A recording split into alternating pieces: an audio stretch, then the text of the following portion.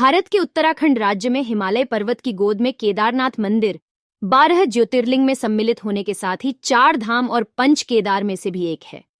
इस ज्योतिर्लिंग की यात्रा करना हर शिव भक्त के लिए किसी सपने से कम नहीं है।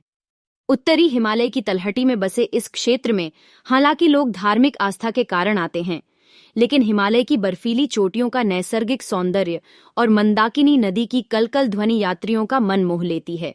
यहाँ की प्रतिकूल जलवायु के कारण यह मंदिर अप्रैल से नवंबर माह के मध्य ही दर्शन के लिए खुलता है।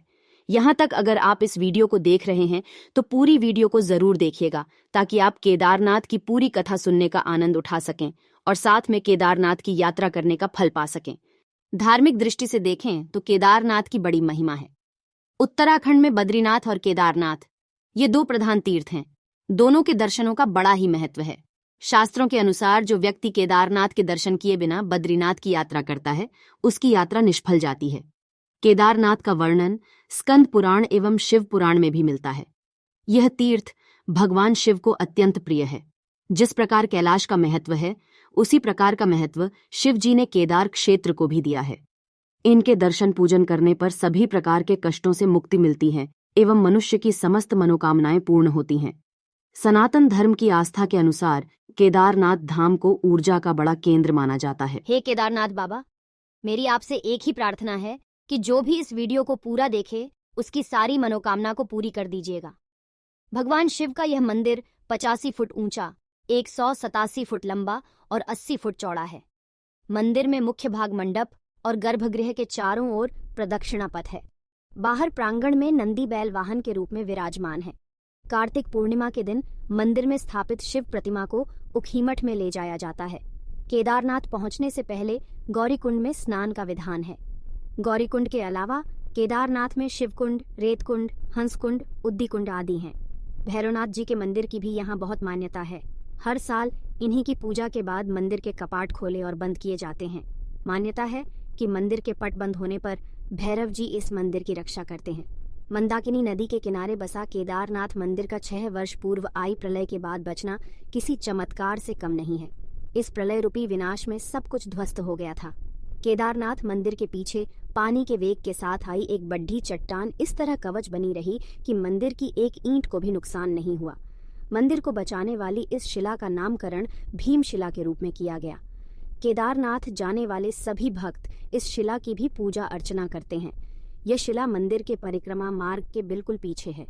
प्रातःकाल भोलेनाथ की पूजा में शिवलिंग को प्राकृतिक रूप से स्नान कराकर शुद्ध घी का लेप लगाया जाता है। तत्पश्चात धूप दीप से आरती उतारी जाती है। इसके बाद यात्रीगण मंदिर में प्रवेश कर पूजन कर सकते हैं, लेकिन संध्या के समय भगवान का श्रृंगार किया जाता है। भगवान विष्णु के अवतार नर नारायण ने उत्तराखंड के बद्रिकाश्रम में तप किया था। वे नित्य पार्थिव शिवलिंग की पूजा किया करते थे और भगवान शिव नित्य ही उस शिवलिंग में आते थे। कालांतर में भगवान आशुतोष प्रसन्न होकर प्रकट हो गए। उन्होंने नर नारायण से कहा, मैं आपकी आराधना से प्रसन्न हूँ, आप अपना वांछित वर मांग लें। नर नारायण ने कहा, देवेश, यदि आप प्रसन्न हैं और वर देना चाहते हैं तो आप अपने स्वरूप से यहीं प्रतिष्ठित हो जाएं।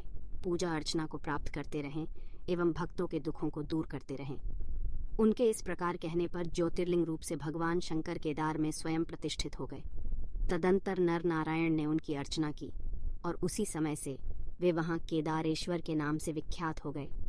केदारेश्वर के दर्शन पूजन से सभी मनोवांछित फलों की प्राप्ति होती है।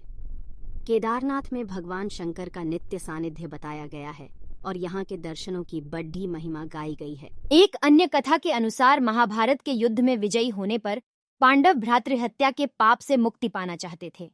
इसके लिए वे भगवान शंकर का आशीर्वाद पाना चाहते थे, लेकिन भोलेनाथ उन्हें दर्शन नहीं देना चाहते थे।